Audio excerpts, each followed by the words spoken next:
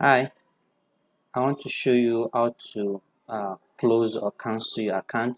As you can see, I'm having this account and I'm having an issue with it. So I want to cancel this account. I'll go to tools and settings. Then other tools and settings, I'll come to set up. Then come to preferences.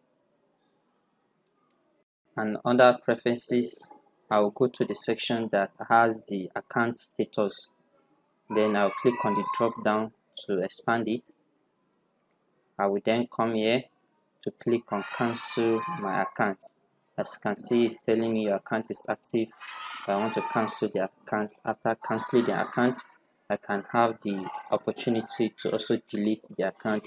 Cancellation comes before deleting of the account. So I'm going to click on cancel my account.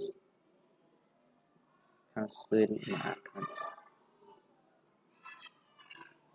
That's because I don't want to keep many accounts active and just getting confused about which accounts I'm to use, which accounts I'm not to use, and all those kind of stuff. So this is what I want to show you. See you in the next video.